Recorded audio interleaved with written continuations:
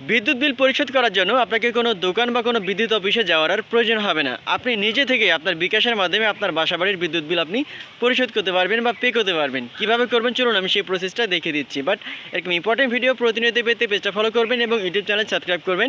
আর ভিডিওটি আপনার টাইমলাইনে শেয়ার করে রাখবেন, যে কোনো সময় আপনার অনেক কাজে লাগতে পারে। তো চলুন তাহলে মূল ভিডিওটি দেখে নেওয়া যাক। তো ফার্স্টে আপনার ফোনে যে বিকাশ অ্যাপস রয়েছে এটা জাস্ট ওপেন করবেন, তারপরে পে বিল লেখা আছে, পে বিল অপশানে ক্লিক করবেন। তাহলে নিচের দিকে দেখেন বিদ্যুৎ বিল আরেকটা অপশান থাকবে, আপনি বিদ্যুতে ক্লিক করবেন।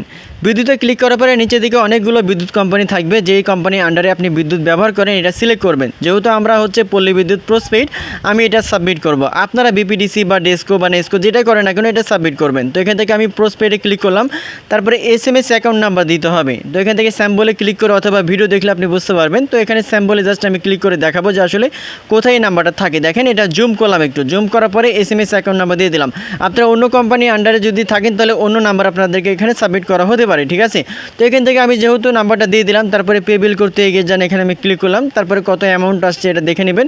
তারপরে পরবর্তী অপশানে জাস্ট আপনি ক্লিক করবেন। তারপরে এখান থেকে আপনার বিকাশের পিন নাম্বারটা আপনি জাস্ট এখান থেকে আপনি সাবমিট করবেন। পিন নাম্বারটা সাবমিট হয়ে যাওয়ার পরে পরবর্তী অপশানে যখন আপনি ক্লিক করবেন, দেখেন ট্যাপ করে ধরে থাকুন, আপনি চাপ দিয়ে ধরবেন, তাহলে এখান থেকে কিন্তু খুব সহজে আপনার বিদ্যুৎ বিলটা পরিশোধ হয়ে যাবে। দেন পরবর্তী অপশানে ক্লিক করলে রিসিপ্টটা আপনি ডাউনলোড করে নিতে পারবেন। সো এভাবে খুব সহজে কিন্তু আপনি বিকাশের মাধ্যমে আপনার বাসাবাড়ির বিদ্যুৎ বিলটা আপনি নিজে কিন্তু পেমেন্ট করতে পারবেন।